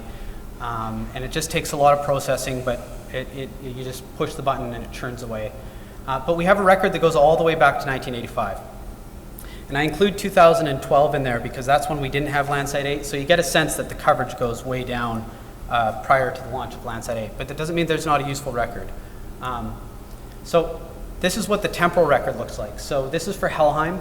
This is that whole map. Those maps we were looking at, they're at 240 meters resolution. That's not interpolated, that's the absolute resolution of the resolved velocity field.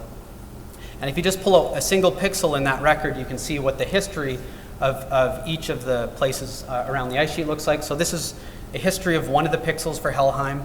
And just showing that you have very well resolved history, especially starting after 2000. And those jumps that you see in there, you'll see them in the next figure as well.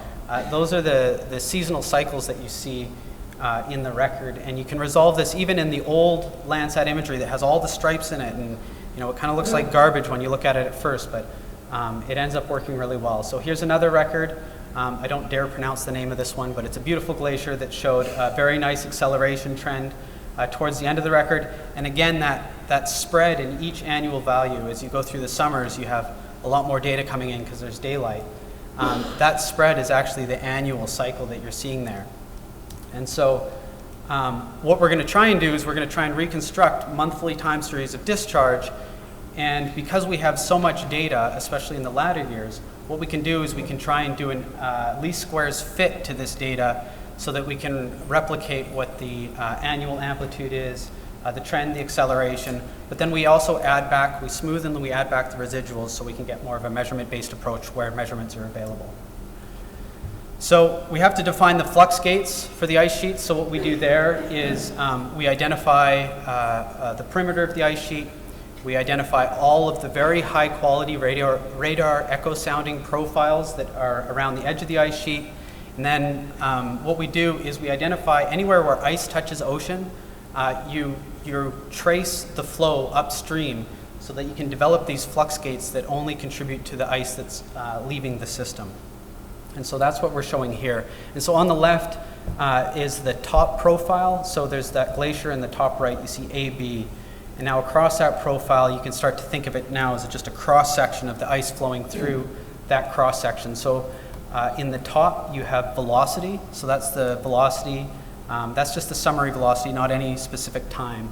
And then on the bottom, you have the profile of the surface, and then the radar, and then bed map 3. And so for each of the individual glaciers, we can look at what's the difference between using the reconstructed bed versus some of the radar echo sounding results. So if we look at the velocities from a single pixel in that line, of which there would be hundreds, just in that one cross section, you can see that it's highly variable in time. And most of that variability is being driven by a very strong seasonal cycle in flow. And so we can fit, in a least squared sense, the model that we just discussed, and then add back the residuals to try and reconstruct the time history of that.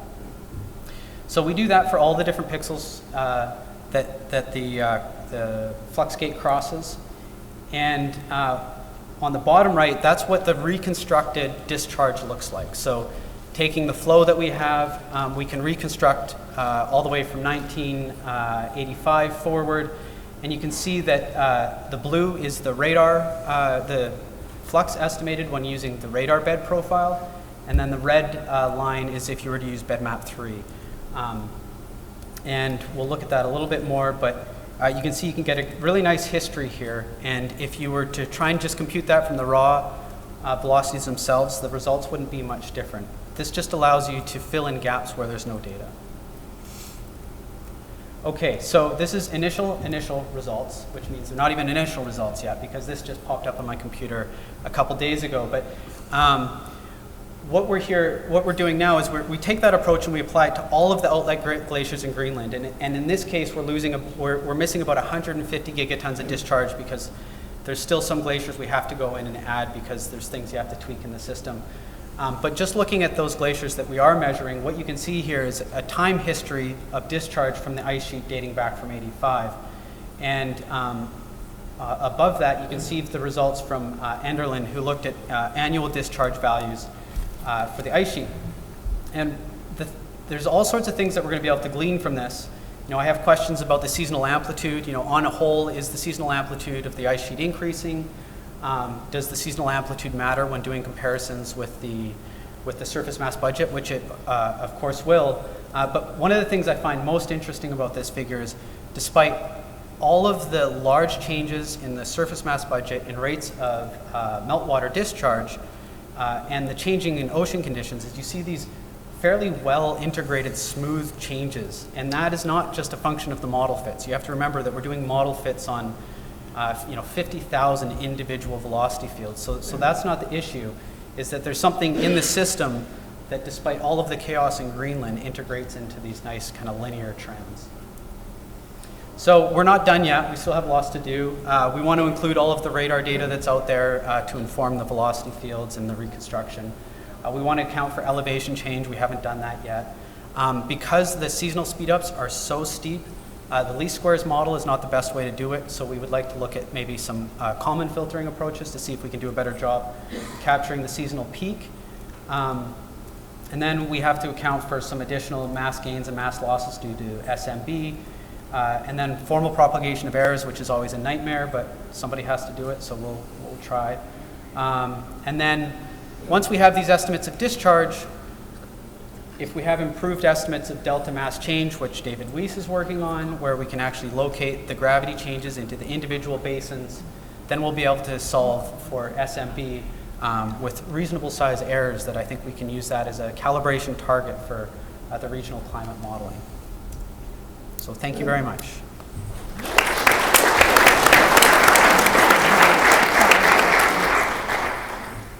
Okay, we've got a bit of time for questions, so does anyone like to ask Alex anything about the presentation?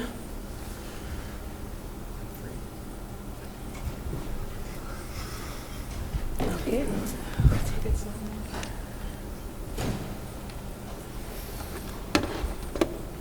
Take your time.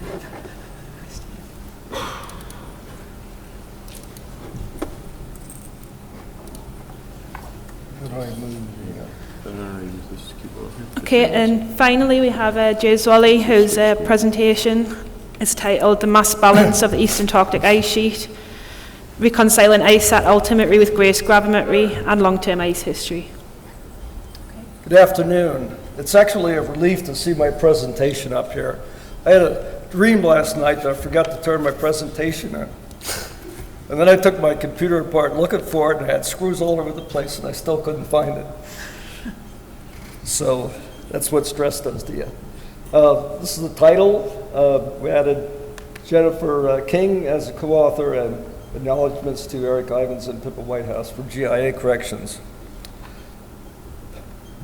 What I'm going to do is review the results in Antarctic mass balance. I'm going to list principal uncertainties.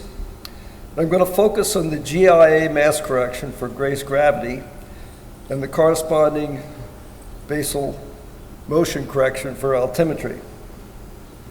I'm going to examine the ratio of the GIA to 0.91 times dB dt. I'll explain what that is, but that's the ratio of the sensitivity. And the fact that the sensitivity is different for Grace and ISAT gives us a handle on reconciling the two measurements. This is a review of the results. This figure is from Hanna et al. On the left we have pre-2012 studies, and right we have the 2012 studies, which are mainly the results of the MB paper. And Hanna et al. Included preliminary results from Zwally et al. One of the things that MB did was to get rid of the large Grace negatives, and then our results were superseded by this publication in 2015. Now, having a mass balance positive, gains of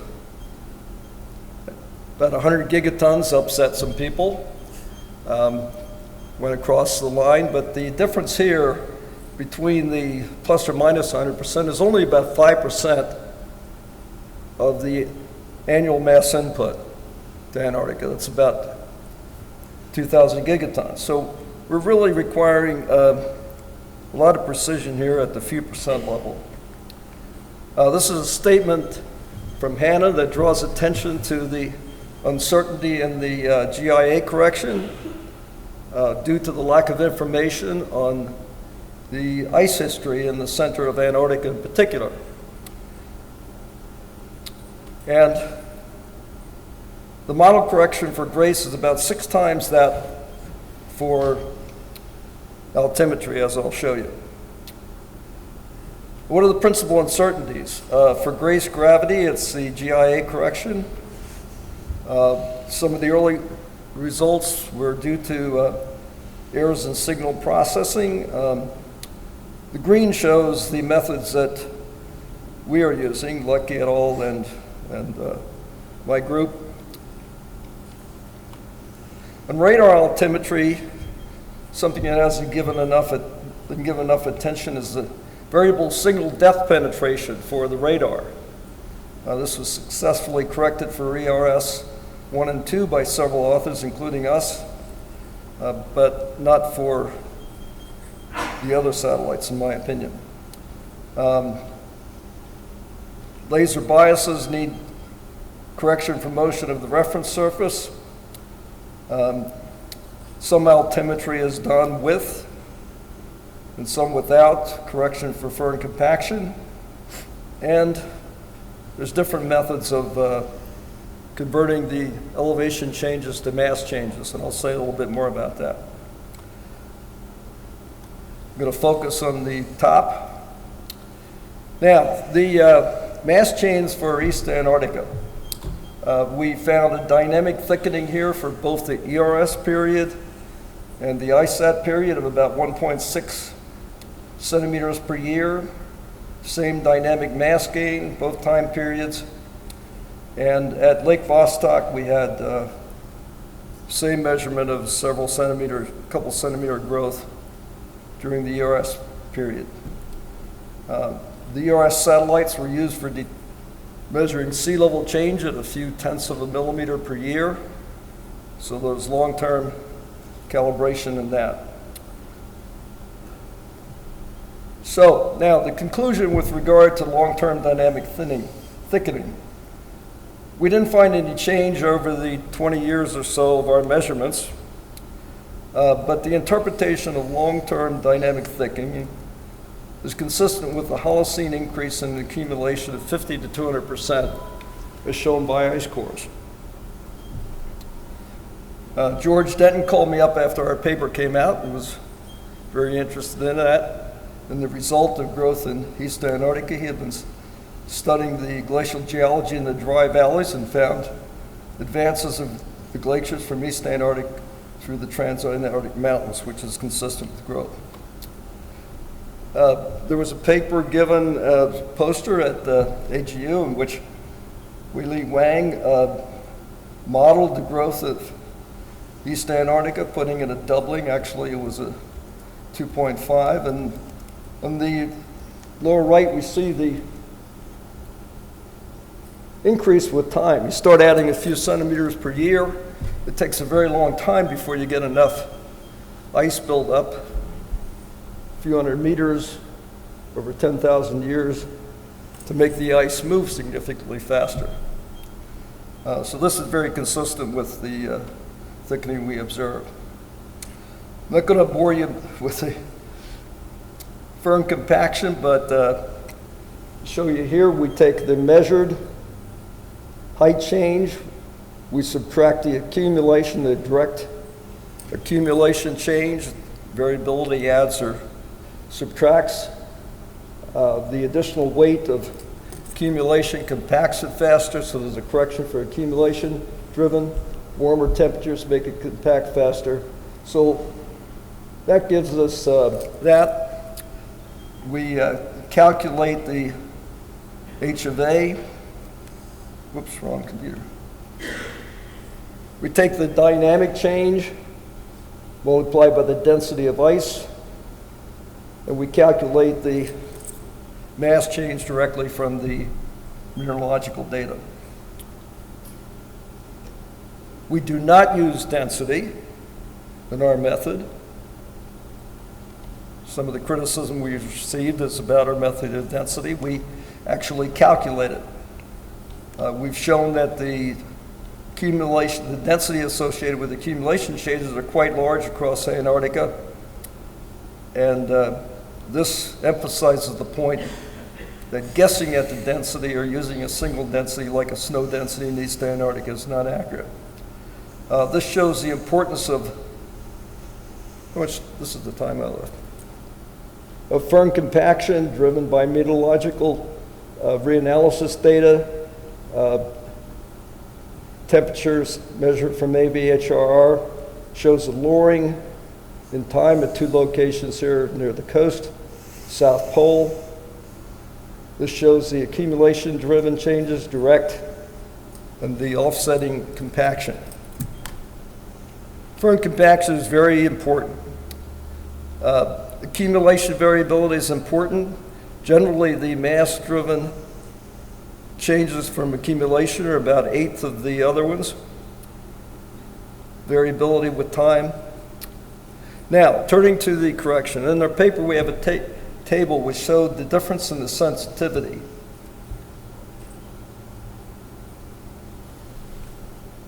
And first is using the White House model instead of Ivan's would cause this much adjustment,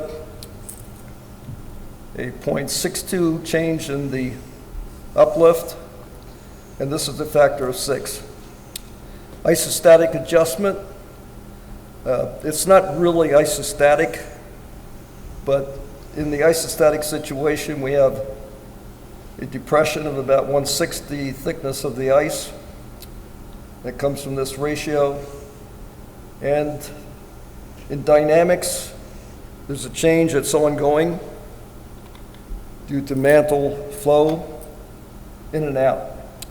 The GRACE satellite measures both the change in gravity, largely due to changes in the mantle flow, plus the changes in the ice, and then the vertical motion is the correction that we apply. This shows the difference for the period 2003 to 2008, 19 gigatons from GRACE and 136 from ISAT to the same time period. So the first thing we do is we look at what this additional thickening would cause in the bedrock motion. Divided by 6 indicates a change of about 2.6 millimeters per year.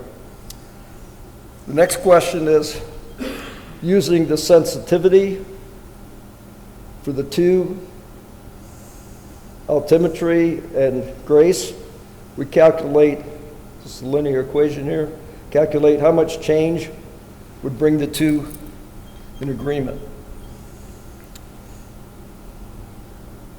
And we find that a smaller adjustment of 2.3 millimeters per year would bring them into agreement at this.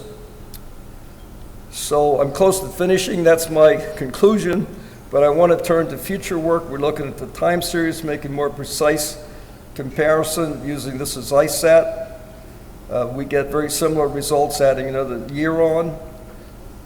Now, we're looking at direct comparisons between ISAT, this is the ISAT grid, this is converted to the MASCONs, changed by a resolution operator to match up with GRACE, and this is the GRACE on the right.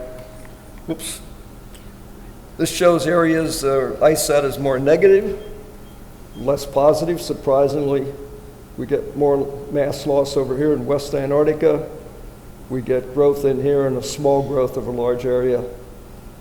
Changes you see indicate.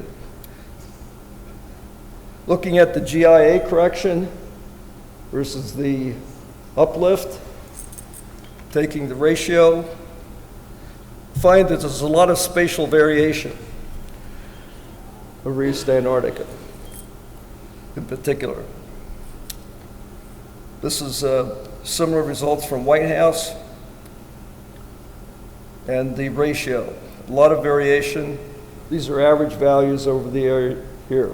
So the next step is to look at the difference between the two, do a spatially variable correction. This is the conclusion again. Moving forward, you can read this, I'm almost out of time. I've said that about altimetry, and we need to have improvements in the Earth modeling. The errors in the modeling are larger than we believed, and getting a proper ice unloading history is going to be very important. Thank you.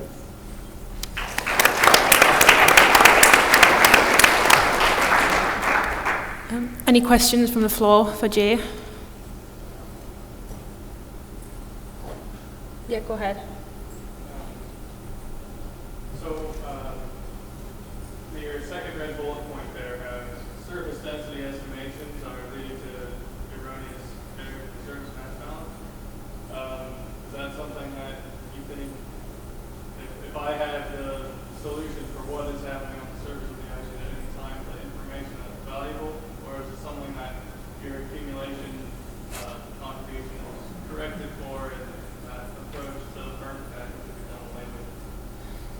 That's a good question. We definitely need better confirmation of the model reanalysis data. But an important point is that the model reanalysis data, as you go from one model to another, the variability with time is more accurately portrayed than the mean value.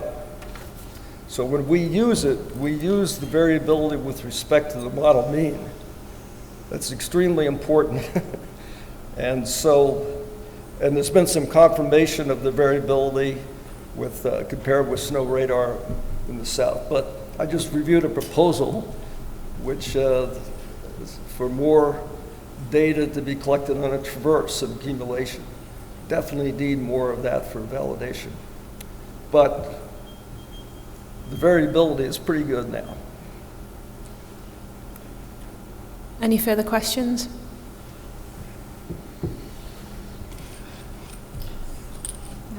Okay, on behalf of the panel, Sarah and Christine, I just want to thank all the presenters this afternoon, and thanks to you all for attending.